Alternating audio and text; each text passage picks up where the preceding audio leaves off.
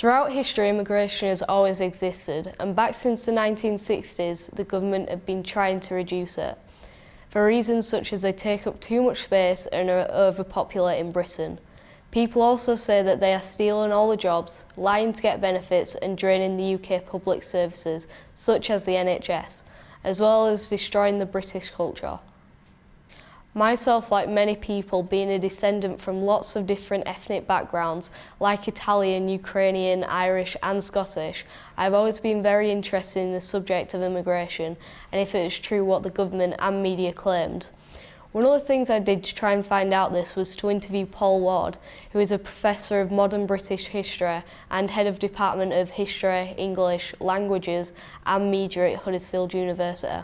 Well, immigration is when people move from one country to another with a plan of settling or staying. So from a historical point of view, it's about the movement of peoples. Following this, many different ethnic groups have decided to come and settle here. The most recent significant migration into Kirklees came after the inclusion of Poland, Lithuania and other Eastern European countries during 2004. So even though throughout history immigration has always existed, why is it becoming such a big issue now? The word immigrant doesn't come into use until the 1790s or late 18th century. So really, you can't have immigrants until there's a word to describe them. So from that point of view, the first immigrants to Britain are French Huguenots who are escaping Catholic persecution in France. So they come to Britain for religious liberty. So that's the strictly correct answer. Of course, people have come to Britain, or the islands that make up Britain, for thousands of years. So immigration is something that's always happened. I always like Peter Fryer's book that starts by saying that the Africans came to Britain before the English came. And he says that because there were African soldiers serving in the Roman army stationed on Hadrian's Wall, so that was around the birth of Christ, 50 AD to 400 AD. The English arrived after them. So the English are immigrants. There's no evidence at all that people of different races commit different sorts of crime because of their race. They do get picked up in numbers differently. So, and I'll use a historical example and then a contemporary example. In the 19th century, when my ancestors were coming from Ireland to the UK, the police in the UK decided that they were probably criminal. So they used more police in the areas where the Irish lived, and it turned out the more police you put into an area, the more crime you discover. So they could then afterwards say, well, we found lots of crime, it must be caused because they're Irish. So that's an example from the 19th century, that heavily policing Irish areas. In the 20th century, you get heavy policing of inner city areas which are most likely to have higher numbers of immigrants or non-white people. And again, the more police you use in an area, the more crime you can find. So there's a racist assumption based on sort of slim statistical evidence. The other thing about it is that some crimes are formulated as being committed by particular groups. So in the 1970s, the idea of street robbery became associated with young black men and was described as mugging. So when someone says they were mugged, then it was presumed they must have been robbed by a young black man. So it was, effectively racialising a crime where it didn't matter what the perpetrator looked like. By using the word mugging, then you presume they're black. And what that means is that when white people walk down the street and see young black men, they think, oh, I might be mugged. And so it further racially profiles people. People become concerned about immigration not because of immigrants, but because they have a political programme associated with opposing immigration. In terms of, I couldn't answer exactly when it first happens, but as an example, at the beginning of the 20th century, there's an organisation called the British Brothers League, which is effectively a group of racists who don't want Jews from Eastern Europe to come. So that's an example from more than 100 years ago. You can follow a thread of people like that through the whole of the 20th century. So the British Union Fascists in the 1930s, or the National Front in the 1960s and 70s, British National Party, English Defence League, and so on. So after learning a bit more about the history of immigration, I wanted to know what some immigrants' thoughts were and experiences of coming to Britain were. The first coming was on 31st August 2000, and it wasn't my choice.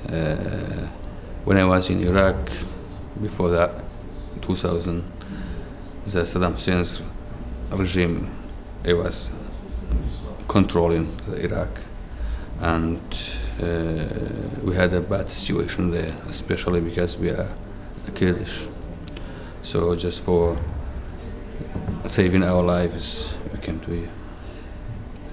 So I'm Polish myself, so it was very different for me, because I always knew that the British country is very traditional. I always associated it with the English Queen and, you know, Prince and all kind of royal family. When I came to the country, it was about 12 years ago, so it's quite a long time. With the British culture, I found out as soon as my other people came, and when in 2004 Poland joined EU, it's kind of a mixture of everything now, really. And there's lots of different ethnicity, which is, you know, ethnic backgrounds which we don't have in Poland. So, you know, I've met lots of Irish people, Afro-Americans and Americans as well, who jokes about British culture. So so it's in a way it's a mixture of everything now, really. So it's like New York. Especially after September 11, when I was living in different area in Huddersfield. So sometimes myself and my children as well, we had racial harassment. So after a few years, I moved to another area. So it's good now. We don't have any problems. It's some people, not all the British people actually. Yes. When I came to your country, I couldn't come up just freely like that. There was visas and restrictions. But then we joined EU. People, you know, came to to this country, and it was totally different story. But with immigration now, it's changed since we joined EU, and more people coming to your country. There are advantages and disadvantages for few people. So, you know, plus and minuses really. I mean, for me, I think it's a plus for you, for your economy, and different languages and different cultures coming, as you know and you used to do in history. But for some people, of course, and some politicians, it's got tension around, you know, public services and NHS and benefits. You know, I used to interpret for Kirklees, for Polish people, and I could see the clash of kind of interests as well, and they were complaining that they were not understood, and, you know, there was lots of kind of racism going on as well, and it happens in every society. So, you know, it's got bad and good things, but in my opinion, it's plus for everybody really. You know, it's just the way how the people need to perceive different, you know, cultures and different nationalities. This is how I feel about it. I think for a few different reasons. For myself, I'm just for saving my life and my family's life. Maybe some of them for they had illness and there's no enough treatment in their country, or they've got their own reason. For me, it's just for saving my life. I think you're doing okay, really. I think everything is just mass media, you know, newsworthiness. It's just been blown up out of proportion sometimes, and if you got enough intelligence and if you have knowledge and you travelled and you talk to people from different countries, you will understand that they're not so bad, really. It's just a way of breaking the, you know, barriers and trying to mingle in, I suppose. That's how I feel about it. I think because too many different nations in this country and too many different cultures here. So some people may be happy with it, some people not. For me, I have no any problems with them. The communities are so diverse now that it's very good to see in Huddersfield different kind of, Caribbean culture coming in and having festivals and all kind of things, and festival foods which are popular in this town. So I wouldn't say that immigration is to blame really for the rise of the immigration is not to blame for the rise of population really. It's just up to human nature really. That's what I think. Everybody can choose to have children or not really. That's what I think.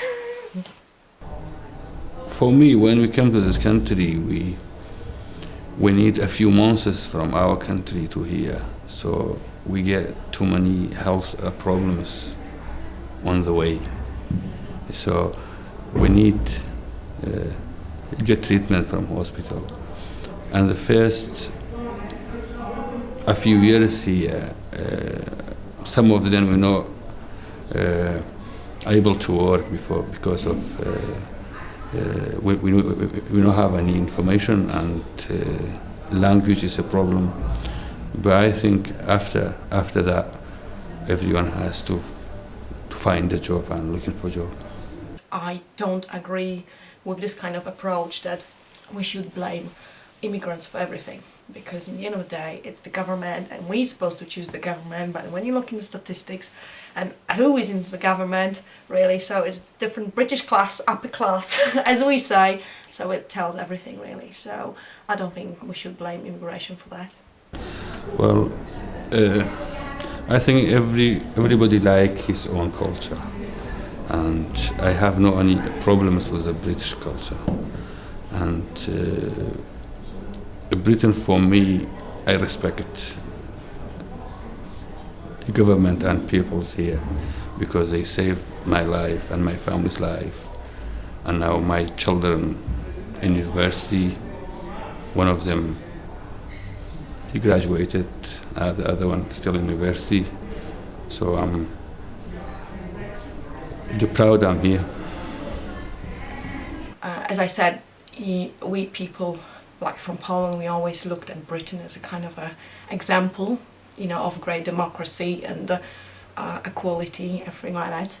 But I think every country's got own problems, and now especially when we join European Union, I think everything is equal, and also thanks to internet, the things is that people blame each other. It's nature, a human nature really. So the best option is to blame somebody else who is from different culture or different background. And as I said, it happens. But why does it happen? Because people don't know much about the culture, or as I said, lack of ignorance, lack of knowledge, and media as well. So it's up to the people how they really see it. And of course the government doesn't help at the moment to some extent, but as I say, it's up to the people to choose what's right, what's wrong. If you see the people, their life is not safe in their country, they should go to other country, not just here, Britain, any other European country. But for me, if I think my country is safe 100%, like this country or other European country, I would like to stay there. But for myself, my country is still not safe. So if anyone, his country safe, should stay there. If no, he has to look for another country to save his life. After getting some information about what Monica and Jamal thought, I spoke with Paul again and went to see Ian, who works with refugees and asylum seekers, to see if the claims about immigration destroying the British culture and sponging off the system were true or not. I think immigrants come here because I think a lot of them are looking for better opportunities. They're looking to work or looking to start their own businesses. I think immigrants contribute to Britain in a very positive way. Obviously you've got, like, for example, people bring their culture with them and they'll bring their food with them. So I think that sort of adds to, general education about different peoples. Immigration policy is, people pretend it's designed to restrict the numbers of immigrants. I would argue that on the whole, that most immigration policy is designed to restrict the types of immigrants who come. So immigration policy tends to be about excluding undesirable immigrants, and that tends to be, in this country, about excluding non-white immigrants. So most legislation in Britain has been aimed at allowing in people like us, and of course I mean people like me, and excluding people with brown and black skins. I used to, I have worked in asylum and refugee work for quite a while, and we did have some instances of racism with regarding that group, but thankfully it was very, it was very small. Well, there's a lot of cuts at the moment, and there's an election coming up, and I think the immigration issue is a very hot topic at the moment, and politicians will, obviously they'll try and capitalise on that. I think that's one of the main reasons. Well, what's interesting is that the population hasn't increased because of immigration at all until very recently. Immigration is balanced by emigration, and until probably the last 20 years there were more people leaving the UK than were coming in. So without immigration, Britain's population would have fallen. More recently, the population's gone up because of European immigration. That creates a free flow of people, and so I think we now have net immigration rather than net emigration. So it's quite recent. I think one of the biggest concerns with immigration is what people really worry about is actually the pressure on local services and housing and so on. I suppose we always sort of present ourselves as quite open and quite tolerant people, so and acceptance, accepting people. So that would be one of the main sort of British value that I ascribe to and that I think about when I think about British people.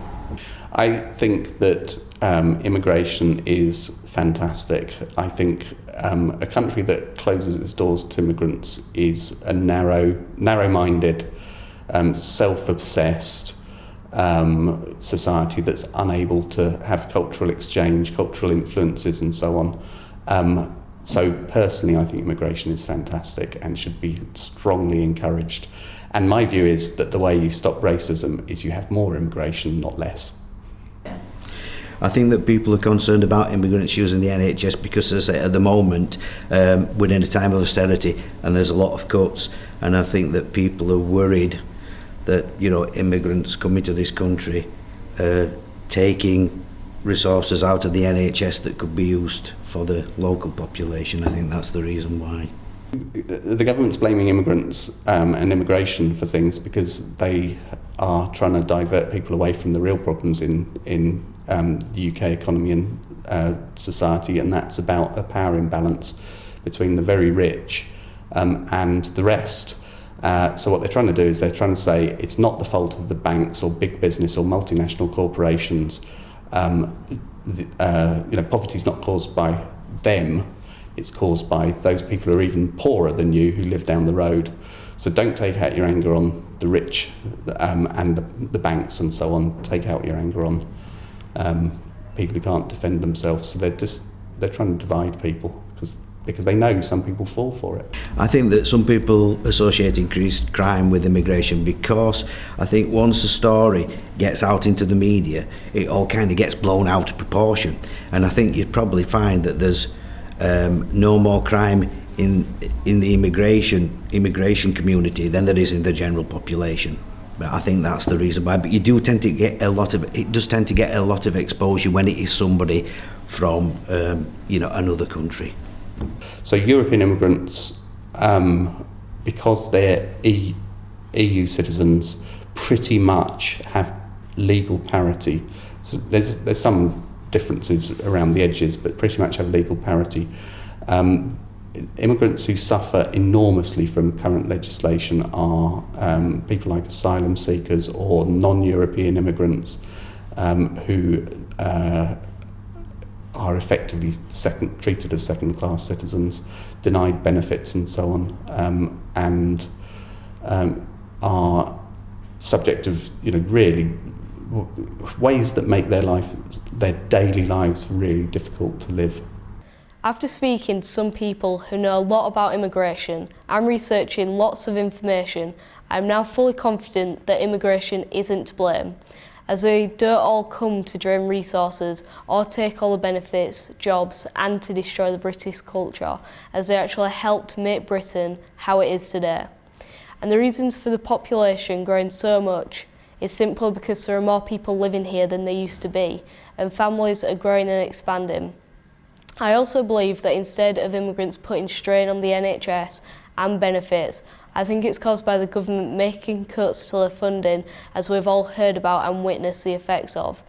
A famous quote by the 32nd US President, Franklin D. Roosevelt, is remember always that all of us and you, and I especially, are descendant from immigrants and revolutionists.